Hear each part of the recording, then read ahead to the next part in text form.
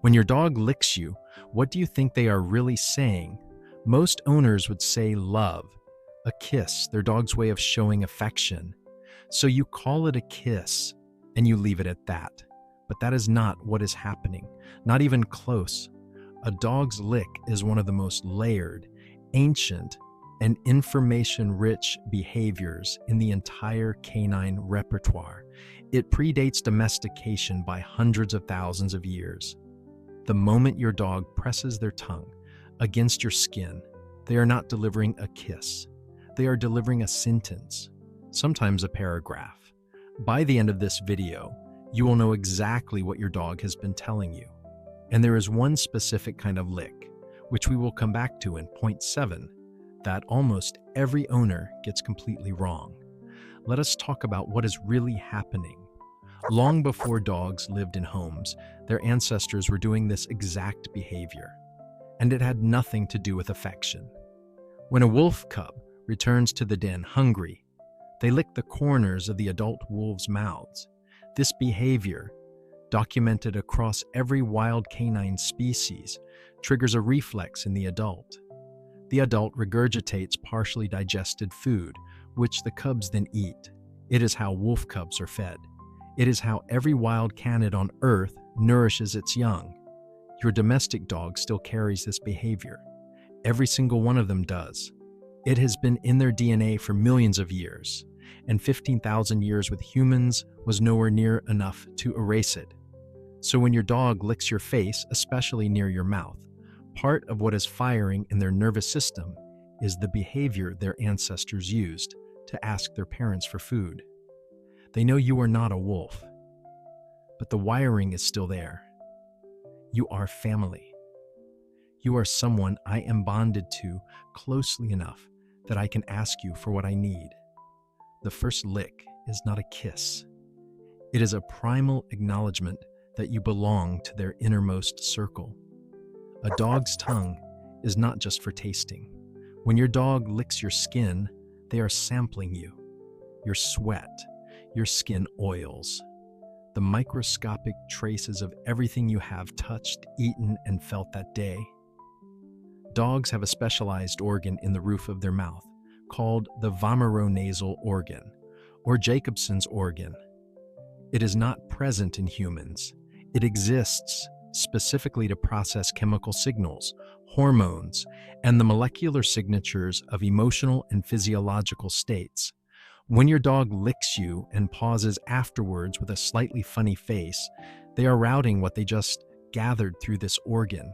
They are reading your stress level through cortisol traces in your sweat, your hydration, subtle shifts in your hormones. Across the day, whether you are coming down with something, whether you have been crying, studies have shown that dogs can detect specific changes in human body chemistry through scent and taste alone. They can identify the chemical signature of stress, certain illnesses, including some cancers, and blood sugar shifts in diabetic owners before the owners themselves feel symptoms. You're not just being kissed, you're being read. If this is changing how you see your dog, hit subscribe.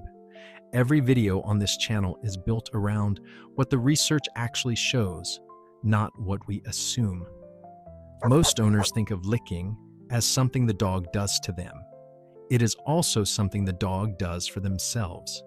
When a dog licks, the repetitive motion triggers the release of endorphins. These are the same chemicals that produce calm in humans after exercise or laughter. The act of licking is biologically a self-soothing behavior. It lowers heart rate. It quiets the nervous system. Now layer that on top of who they are choosing to lick. A dog under stress will lick the air, lick their paws, lick the floor. But when a bonded dog seeks out their person specifically, the calming effect is amplified. They are not just self-soothing, they are co-regulating, using contact with you to deepen the relaxation the licking produces. This is why a dog often licks more when they are slightly anxious, after a thunderstorm, when they sense tension in the room. They are not asking you for reassurance. They are using you to bring themselves back down, and it works in both directions. Studies have shown that interaction with a bonded dog measurably lowers cortisol in humans too. So, when your dog is licking your hand on the sofa after a long day, both of you are getting calmer. You are being used as a regulator by a body that has decided yours is the one that brings it peace. Within minutes of a puppy being born, before their eyes are even open, their mother begins licking them. She licks them clean. She licks them to stimulate breathing. She licks them in the specific places that trigger their first instinctive movements toward her. For the first weeks of a puppy's life, the lick is the entire language of safety. It is how they know they are not alone. It is how they know they are home. That association does not fade. It is one of the deepest emotional imprints a dog carries through their entire life. The feel of being licked and the act of licking another being they are bonded to is permanently linked in the canine brain to the earliest and most foundational sense of belonging they ever experienced. When your dog licks you, that circuit is firing, not as a memory, as a deep biological echo of the very first relationship they ever had. They are recreating, in miniature, the language of their first bond with you. You are in the same emotional category as the very first being who ever made them feel safe in this world. In the canine social world, the lick is a vocabulary word. Other dogs read its meanings without thinking. A young dog licking the muzzle of an older dog is signaling respect and acknowledgement of social rank. A dog licking another dog's face after a brief tension is signaling reconciliation. The conflict is over. We are all right. A dog licking another dog's ears or eyes is a closeness behavior, something dogs only do with members of their inner social circle. Strangers do not get groomed. Family does. When your dog licks your face, your hand, your ear, your wrist, they are using this same vocabulary. They are not translating it from dog into human. They are using it on you the way they would use it on another dog they were deeply bonded to. You are being addressed in their native language. That is, in its own quiet way, one of the highest compliments a dog can give. When dogs live together in a group, they develop scent profiles that overlap. They smell like each other. They mark each other through grooming and contact, in the slow exchange of body chemistry that comes from living in close proximity. Licking is part of that exchange. When a dog licks another member of their group, they are leaving traces of their own scent and picking up traces of the other animals.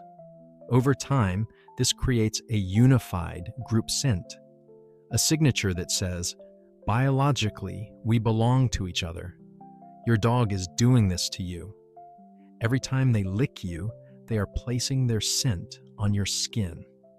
The point, from their nervous system's perspective, is to make sure that wherever you go, you carry the signature of belonging to them.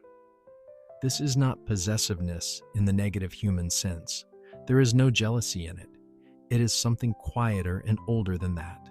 The ancient canine way of saying, you are part of my group, and anyone who comes near you will know it. You are being claimed, made part of the family in the only way their species knows how to do it. This is the one almost no one understands correctly. There is a specific kind of lick that has nothing to do with affection. It is not a kiss. It is not a sample. It is not a claim. It is a question. And the question is, are you okay? It often comes at unexpected moments. You sit down a little too heavily after a long day. Your dog comes over, licks your face once, slowly, and then pulls back and watches. You raise your voice on a phone call. Your dog appears at your side, licks your hand once, deliberately, and then stops. You cry, even silently. Your dog walks up, licks the tears off your cheek, and then sits with you. These are not affectionate licks. They are check-ins.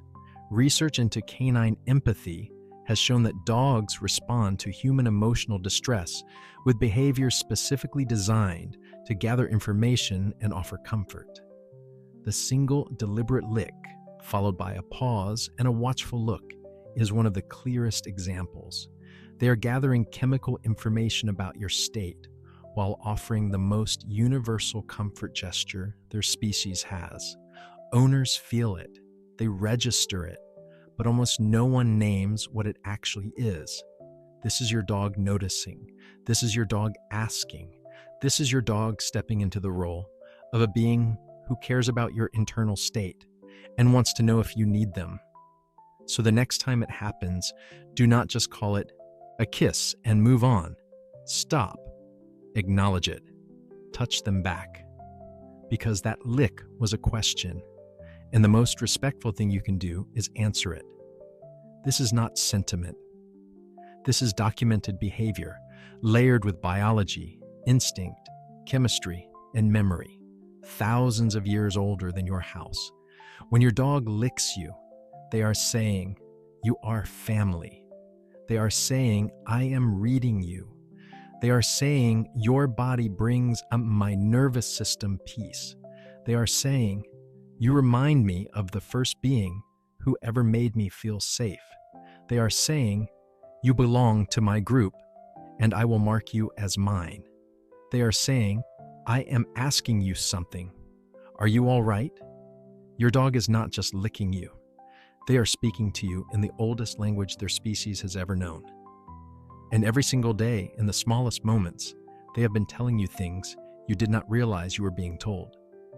Every video on this channel begins the same way, with a question most dog owners have never stopped to ask. And then we go looking for the real answer, not the simplified version, the actual science.